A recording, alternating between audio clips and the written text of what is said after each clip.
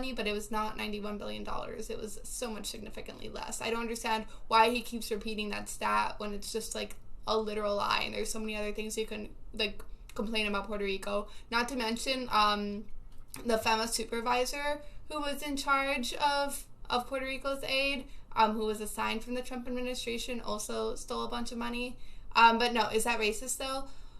What's racist is the fact that, or what I think was based on racism, right, was the fact that it took a significantly longer amount of time for us to get aid than like Texas and other counterparts, constantly like basically like demeaning us and like saying that, oh no, like Puerto Ricans don't know how to handle the money, blah blah blah blah, not treating us basically with the same level of urgency.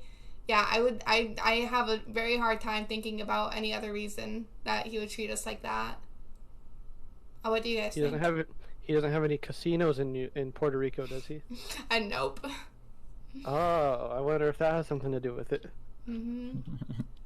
And then also like the whole build the wall shit is like such a obvious like dog whistle. Like, let's be honest. If you really want to stop illegal immigration, you should focus on the visa issue, where the majority of illegal immigrants come, right? Not through building like a freaking wall that would be like super expensive, take forever, and like need like constant repairment for, when the majority of illegal immigrants don't even come from there, right? But no, it's okay because they're all violent rapists, right?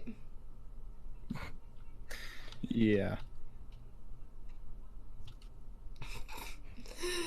Marist, are you serious? You wanna red pill me on why the Iraq War is good? Something that I had thought of talking about is in a few states there are elections coming up. Actually, in just a few days, like a week or so, in Virginia, Louisiana, Kentucky. Mm-hmm. And I was just saying, I had oh, by the way, I'm live right now as well. I had somebody in my chat, one of my mods is from Virginia. He was talking about how he has the elections coming up. And I haven't really heard anybody talk about this, but it's really bad for those states when they have elections in these off years, 2017, 2019. Because, say, in Virginia, they voted for the Senate and Congress, House of Representatives last year in 2018 with everybody else. But now they're having to vote for all of their state offices and county offices this year. So, obviously, the voter turnout is going to be a lot lower when you split it up like that. Yeah. So, does anybody have any thoughts on that? That seems like really have to have it done like that. Honestly, where you have it in an off year like that, yeah, you'd have to really do a lot of what's the word? I can't believe I just outreach to like get people to know that the election's happening. Yeah, because most people aren't even paying attention to politics in off years whatsoever. And I'm not sure, I haven't looked into why these states have it this way. Like, I don't know if they, at some point, were on the same schedule as the other states, but, like, they had a special election, or, like, somebody died and it threw everything off and they just didn't get it lined up again. Mm-hmm. But, yeah, it's, when you're having your governor election in 2017 and voter turnout's, like, less than 40%, I mean, it's not a big question why. Yeah. That's a pretty big deal to have a election that at that size, or like an office like governor. I think that's a pretty big deal.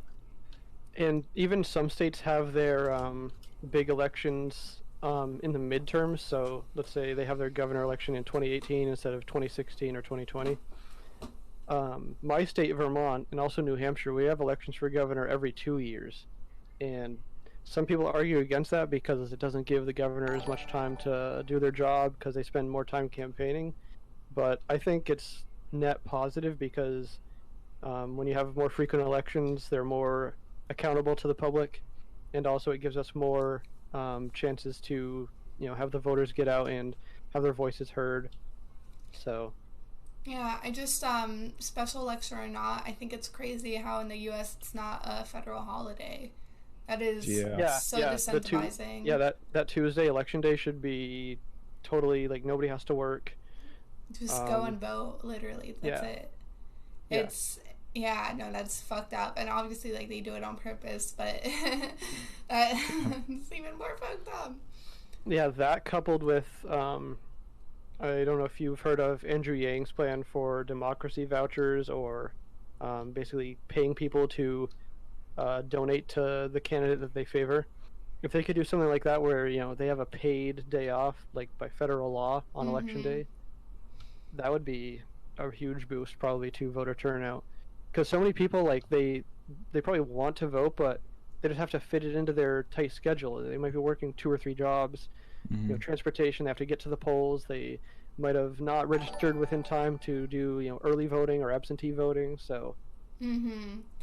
Yeah, no, and like think about it really makes me so frustrated. In Puerto Rico, it's a day off. No school, no nothing. All you have to do is go vote. That's good. Yeah, that's one of the reasons why Puerto Rico has a very high voter turnout, despite and you think a higher voter turnout would mean less corruption, but not in Puerto Rico's case. But at least we have a high voter turnout anyways, I think in my state, a lot of we don't have like paid days off on election day, sadly, but we have a lot of other measures to increase turnout and make it easier to vote. Like we can register to vote on the same day as the election. So if you've never voted before, you just show up to the polls with, like, I think one piece of ID. They add you to the list, they hand you a ballot, and you can go vote right then and there. Yeah, that sounds effective. There's like a couple weeks worth of absentee voting. There's like a long period for that, so there's very few excuses to not vote here. I have a question. So yes. In Puerto Rico, people go all out on election day. They get the flags of the party. They play the music or anthem or whatever of the party's commercial. They drive around. They beep horns. Is that how it is in the States? It's not how it is in my state, but I wish it was like that. Like, it's a party in Puerto Rico. For somebody who likes politics like me, like, yeah, that'd be awesome. Have a party on election day. Yeah, literally, it's crazy. I'm watching like all the different cars basically with their flags of the state of the party they're for. The parties here don't even have flags. They just have like something. You get your buttons, but that's not really. There's no really like partying that happens here. I mean, maybe like for campaigns they'll have like election night parties. That people with the campaign can get into and stuff, but I'm trying to think about what else in Puerto Rico that happens on election day that's like similar. No, I don't know. Other than what I just said of the caravans and stuff like that, and I guess like people drinking. Yeah. But on election days, I'm always. What were you gonna say? I was gonna say, to be fair, Puerto Ricans find a reason to party over anything. Yeah, I'm sure there's like, alcohol is a major